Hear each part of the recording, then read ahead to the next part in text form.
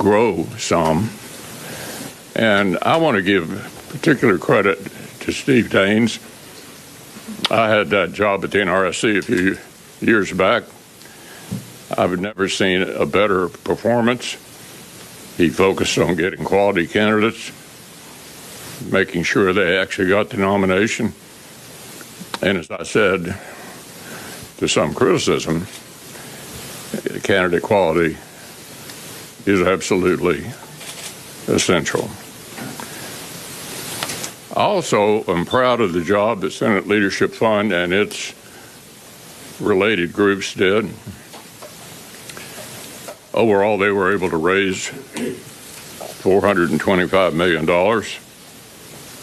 and they made decisions to invest in, I think, all the right places. I'll just run it down for you. They spent $29 million in Maryland, $42 million in Michigan, $60 million in Montana, $3.3 million in Nebraska, $12.8 million in Nevada, $133 million in Ohio,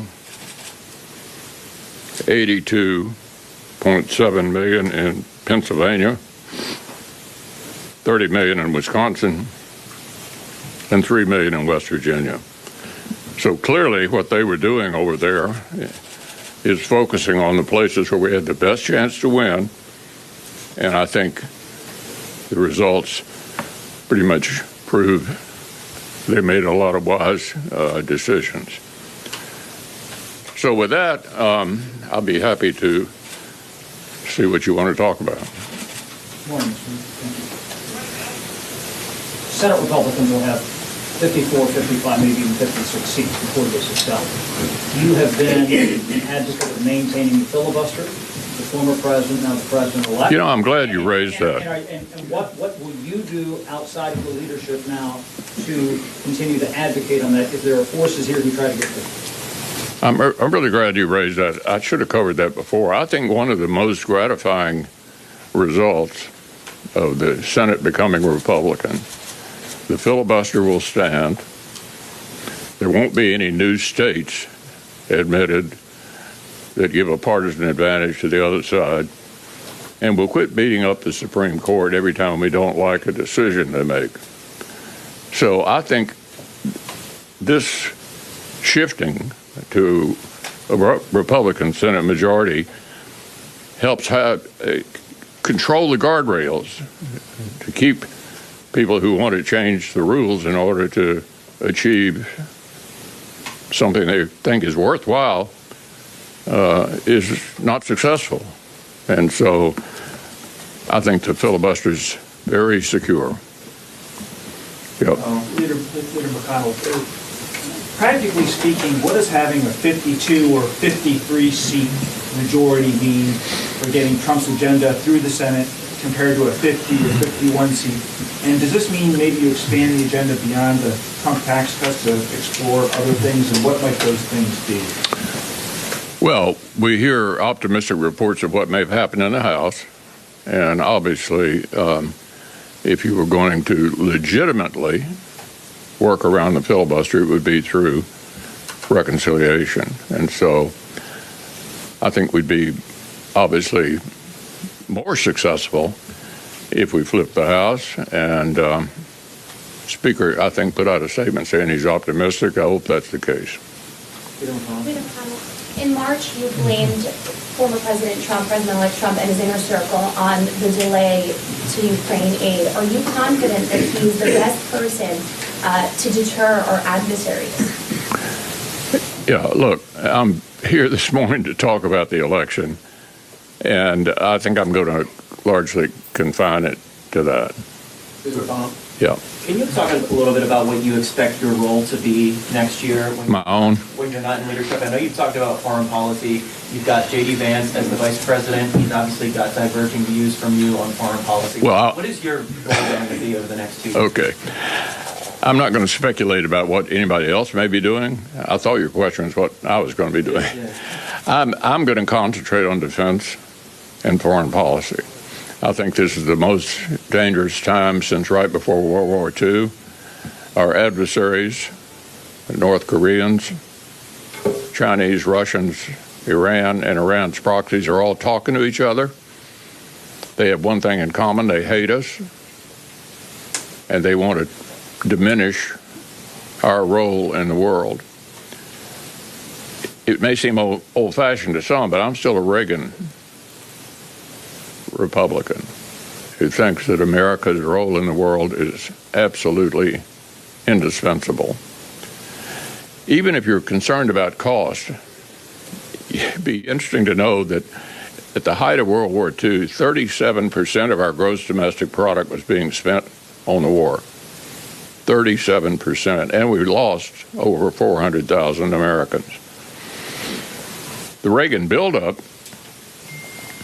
without a shot being fired, was about 6% of GDP. We're currently spending 2.7. We need to ramp up defense spending in order to prevent a direct conflict with our adversaries. It's a lot cheaper to prevent war than it is to have one. And so that's the focus I'm going to have for the next couple of years. Senator McConnell, do you plan to chair the appropriations subcommittee? I haven't made a decision. I'm hoping, as former leader, you guys will care what I think anyway, and I don't think it'll have anything to do with committee assignments. Yeah. Are you anticipating any moves from the Democrats in the lame duck weeks coming up here? Well, we are going to have to figure out how to finish up the year, and that always involves a conversation between Senator Schumer and myself as to how we wrap it up, but those conversations haven't started yet. Yeah. Just a week before this election, your biography was released. And it included a lot of sharp criticisms of President Trump. Do you stand by those criticisms? Yeah, I'm not here to do a book review this morning. Yeah. Next week, your colleagues will choose the next majority leader. What should they take away from last night when they vote for the next leader? What can I take from last night? What should your colleagues take from last night when they choose the next leader? Candidate quality is essential. Absolutely essential. And I think we had the best candidates everywhere yesterday. You've been the majority leader in this situation with narrow majorities in the House and Senate. How challenging do you think it's going to be to keep the Republican Party together if you end up with full control? Well, you're a bit of a student of history, Burgess. Since senators became popularly elected in 1914, my party's never had more than 55. Democrats had massive majorities during the 30s, during LBJ, during Barack Obama. So obviously, the higher we get, the better. But this is not 60 votes, which is what they had at the beginning of President Obama. So I think we did pretty well with narrow majorities during the previous administration. 3 new Supreme Court justices, 54 new circuit judges, comprehensive 30-year overdue tax reform. Yeah, I mean, it's harder, but I think we were successful before with a narrow majority, and I think we will be again. Senator, looking at the results from last night, what do you take away from the mood of the country, where it is now, where it is headed, and how it lands according to your expectations? Well, if you're looking for a simple answer, I think it was a referendum on the current administration, in part. People were just not happy with this administration, and the Democratic nominee obviously was a part of it.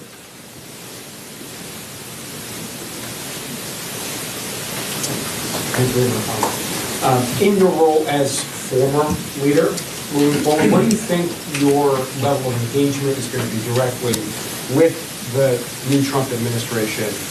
Again, given your criticisms of the former president. I'm going to do everything I can to help the new administration be successful.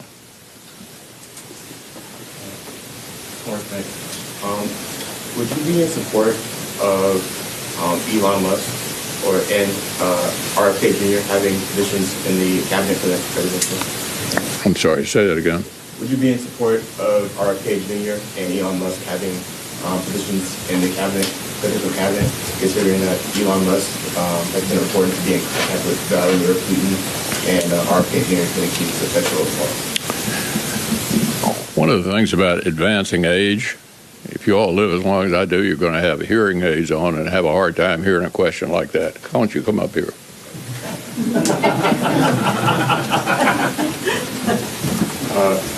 Torrance Banks, noticed. Would you be in support of Elon Musk and RFK Jr. having cabinet positions, considering that Elon Musk has been reported to be in contact? Yeah, I'm not going to get into that subject. Anything else related to what happened yesterday? Yeah. We were watching Republican Senate Leader Mitch McConnell giving remarks there on Capitol Hill, celebrating that Republicans have taken back control of the Senate for 2025. The House still up for grabs. A few races there, still too close to call. But there we have the Republican leader in the Senate talking about what happens now. And he says, among other advantages, that Republicans winning the Senate means the filibuster will stand, no new states will be added, and that, in his words, Congress will stop beating up on the Supreme Court for decisions it doesn't like. He says the guardrails will stay in place that act as a check of power on Congress, or at least on the Senate. I want to bring in ABC News White House correspondent Mary Alice Parks and ABC's Jay O'Brien for a little bit more on this. Mary Alice, we heard McConnell there say that you have to maintain the filibuster, and that was the first thing that he said when asked a question about what this means. He said, oh yeah, I forgot the biggest thing. The filibuster stays in place. Talk about the significance of that. Yeah, the question is, will he have the power to do that? This was him, I think, speaking directly to now President-elect Donald Trump, who we remember during his first administration advocated on many occasions for Republicans to get rid of the filibuster so that they could pass sweeping pieces of legislation easier. I mean, so that they wouldn't have to reach that 60 vote threshold. This was McConnell, a Senate institutionalist, saying that he wants to keep the filibuster in place. That would, of course, make it harder for Republicans to pass big pieces of legislation, because while they are going to take the Senate, it's unlikely they will hit that 60 vote threshold. What's so interesting is that McConnell will not be the leader. This is an outgoing leader who has talked about how he is turning over the reins of the Republican majority there in the Senate. But he is, like I said, an institutionalist that wants to keep some of these rules in place. And he did talk about how his priority will be working on defense. Again, another area where he diverges so profoundly with Trump, with J.D. Vance, with the sort of America First movement. I mean, we have seen McConnell be one of the staunchest advocates and supporters of defending Ukraine and America sticking with NATO. And of course, that has been such a sticking point in this election. And it'll be interesting to see if McConnell can wield any of that, as he said, sort of old Reagan Republican energy in the Senate in the new year, when there's clearly such a disagreement in the Democratic Party about how to stick with NATO or support Ukraine going forward. And Jay, let's talk about that, because McConnell and Trump haven't always been on the same page, even when Trump was first in office. How do you see the dynamics of that changing with Trump in a second term and the rest of the election playing out where it is? Do you see any tension with the party, any areas where even Republicans act as a check on Trump, or does he have a party now fully coalescing behind him? Well, let's look at the arc first of that relationship between Mitch McConnell and Donald Trump. They work in lockstep very much as Donald Trump is president. Then they have that very public break when Mitch McConnell congratulates then President-elect Biden on his win in 2020. Then they have an even more of a break after January 6th. Mitch McConnell's wife, Elaine Chao, resigns her position in the Trump cabinet as a result of Trump's actions on January 6th. A book comes out not long ago, actually, in which, in that intervening period, Donald Trump, or Mitch McConnell says of Donald Trump that he was, quote unquote, the MAGA movement was wrong for the Republican Party. That is another element of things. And then, of course, they have this reconciliation in a way. They shake hands not long ago on Capitol Hill. Mitch McConnell clear that he wants to take control of the Senate and use Donald Trump in order to do that. And one of the things we've seen over the course of that electoral map last night is that there were key states where Donald Trump was able to propel Republicans, rather, to victory in the Senate. If you look at a state like Ohio, for instance, which was a state that was going to trend well for Donald Trump, but it was unclear if the incumbent Democratic Senator Sherrod Brown could pull out a win there and also have Donald Trump win that state. And then Bernie Moreno, the Republican there, kind of rides Trump's coattails to victory. If you look at Pennsylvania right now, which is still too close to call for us here at ABC News, the Republican there, Dave McCormick, is currently, and again, it's still too close to call, beating the incumbent Democratic Senator there, Bob Casey, by about 100,000 votes. That, again, largely on that new coalition of Trump voters voting a straight ticket Republicans I talked to say. Point being, Donald Trump was able to deliver for Mitch McConnell the one thing he really wanted, which was Republican control of the Senate. So Mitch McConnell puts all those kind of bygones aside, and they ride to this new Senate Republican majority, Diane. All right, Mary Alice Parks, Jay O'Brien, thank you both. And Jay, stick around. We want to talk more to you in a little bit about what you're hearing from the Trump campaign. But first, President-elect Trump could end up winning in all of this year's battleground states. He is the projected winner in Pennsylvania, North Carolina, Georgia. He even flipped Wisconsin, denying Vice President Harris that blue wall win. ABC's Alex Prochet joins me for more on that. Alex, any movement now in those last three outstanding battleground states, Nevada, Arizona, Michigan? Well, the math still looks good for the former president and now President-elect Trump. You saw that he's already taken the battleground states of Georgia, North Carolina, Pennsylvania, and now also still looking good in Michigan, Nevada, and Arizona. You see the screen up there, Nevada, and it's 6 electoral votes. The former president with a commanding lead there. Arizona, they're still counting a number of these ballots, just about 63% of the vote in, but still a sizable lead there. And then Michigan, which we'll probably wrap up sometime this afternoon. It's a lot closer, but you're looking at 98% of the vote already in. And so, look, I mean, for a lot of these states, especially in the blue wall, when you talk about Michigan, that's a place where the Vice President Kamala Harris spent a lot of time and resources. And so I'm sure for her campaign, whenever they're looking back at what went wrong, that's going to be one of the places they focus on, because a lot of resources went into Michigan. All right, ABC's Alex Prochet, thank you. And ABC News senior White House correspondent Selena Wang joins me now from the White House covering the Harris campaign. ABC's Jay O'Brien is back. He's in Palm Beach, Florida, covering the Trump campaign for us. So, Jay, Trump said early this morning that his motto now is promises made, promises kept. So what does that mean for day one of his second term? Can we expect executive orders like we saw in January 2017? I think you can absolutely expect that, Diana. The Trump team has been clear over the course of this campaign that that is exactly what they want to do. They have a number of what they call these day one policy priorities. Among them are mass deportations. Donald Trump has said that frequently.